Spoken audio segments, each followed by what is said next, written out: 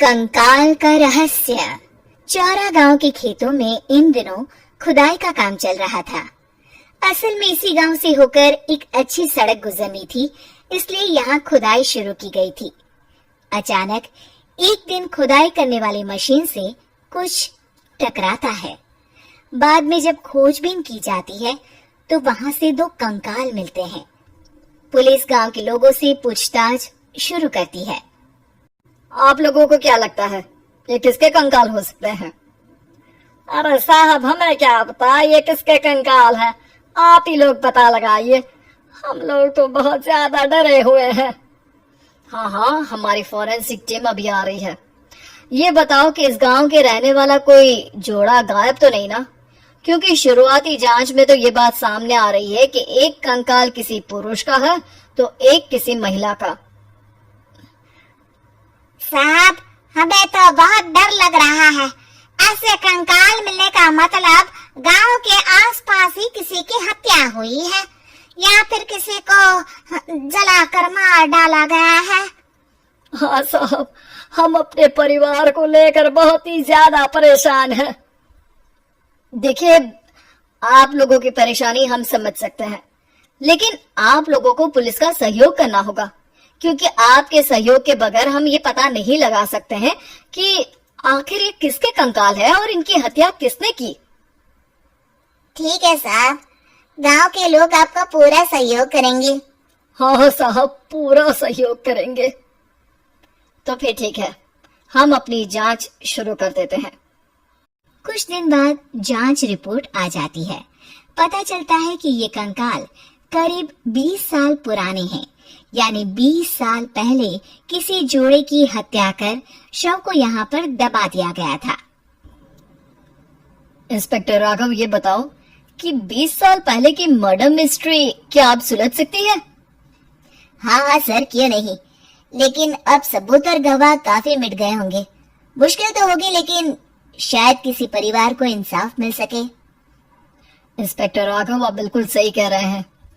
किसी परिवार को तो इंसाफ मिलेगा ही और किसी को उसके किए की सजा भी मिलेगी। जी सर, मैंने तो जांच शुरू भी कर दी है। 20 साल पहले इस गांव के दो जोड़े अचानक कहीं गायब हो गए थे। मैंने दोनों ही परिवारों के बाकी के सदस्यों से बातचीत शुरू की तो उन्होंने बताया कि उनके बच्चे शहर गए थे, लेकिन आज तक वापस नहीं लौटे हैं। लेकिन ये दोनों शव किस परिवार के सदस्यों के हैं, ये कैसे पता चल सकेगा? सर, मैंने डीएनए टेस्ट करवा लिया है। आज शाम तक इसकी रिपोर्ट भी आ जाएगी। अच्छा, ठीक है। उसी शाम को सर, डीएनए रिपोर्ट के मुताबिक ये दोनों ही लाशें चौरा गांव के रहने वाले प्रधान सुल्तान सिंह के बेटे और बहू की है। लेकिन इनकी हत्याएं किसने की है, ये कैसे पता लगेगा? इसी का तो पता लगाने की कोशिश में जुटा हूँ सर। आज सुल्तान सिंह से मिलने भी जा रहा हूँ। मेरा बेटा और बहू तो मेरे लिए सिर्फ यादों में ही रह गए थे। हमें उनकी लाशें तक नहीं मिल सकी थी। आज 20 साल बाद उनके कंकाल मिले हैं। मैं अब किसके लिए जीऊं?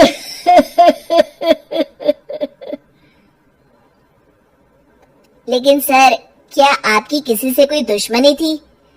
अपने बेटे बहू की हत्या के लिए आप किसे जिम्मेदार मान रहे हैं? अब मैं किसका नाम बोलूं? मेरी तो किसी से दुश्मनी नहीं थी, बस मेरे बेटे बहू को कोई वापस ला पाता।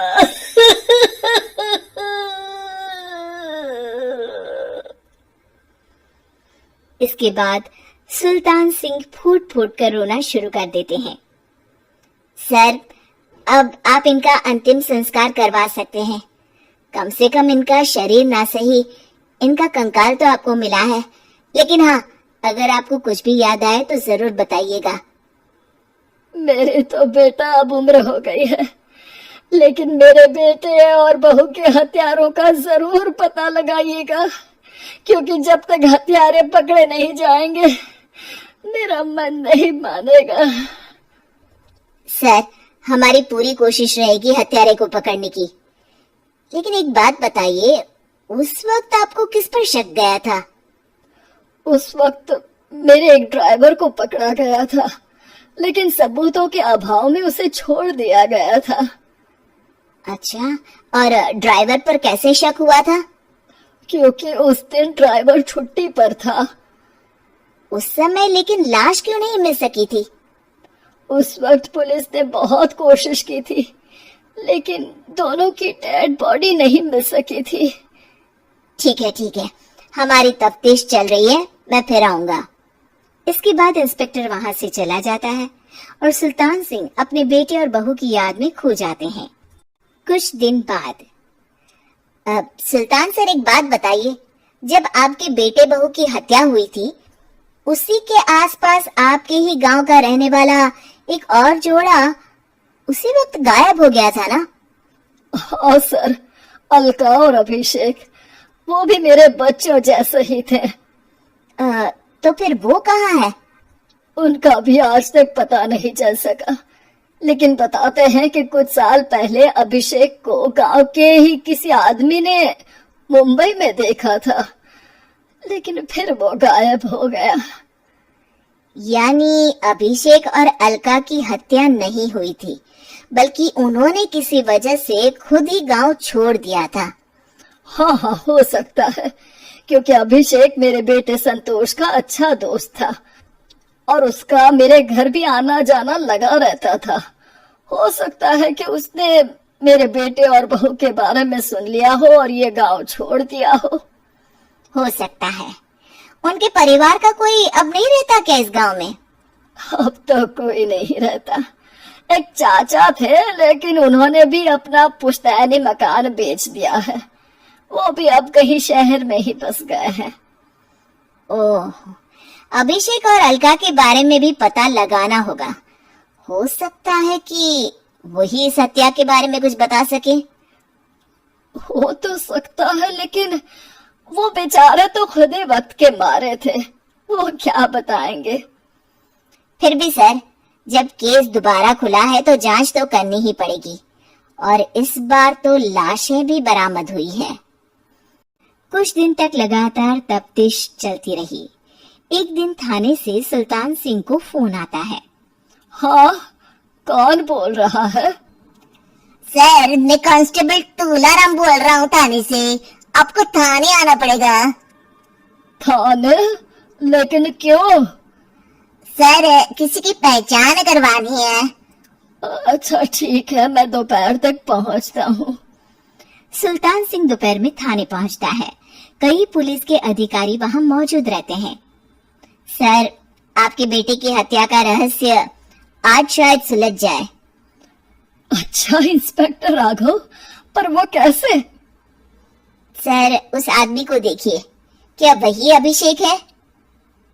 सुल्तान सिंह की आंखों में हैरानी से आंसू आ जाते हैं। हाँ सर, यही अभिषेक है। ये आपको कहाँ से मिला? सिर्फ अभिषेक ही नहीं, बल्कि इसकी पत्नी अलका भी इसके साथ है। मैडम, जरा अभिषेक की पत्नी को लाइए। जैसे ही अलका को पेश किया जाता है, सुल्तान सिंह जमीन पर गिर जाते हैं। सुल्तान सर, क्या हुआ आपको? आप अलका को देखकर गिर क्यों गए? सुल्तान सिंह सर पकड़कर बैठ जाते हैं। ये अलका नहीं, बल्कि ये तो मेरी बहू रितु है। पूरा थाना एक दूसरे का मुंह देखने लगता है। क्या? इसके बाद हर किसी को दो कंकाल और हत्या का रहस्य समझ में आ गया। अभिषेक और रितु ने मिलकर संतोष और अलका की हत्या की थी और लाश को जमीन के नीचे दबा दिया था। आज 20 साल बाद इस हत्या का रहस्य खुल सका था कि अवैध प्रेम संबंध में 2 मासूमों की जान गई थी।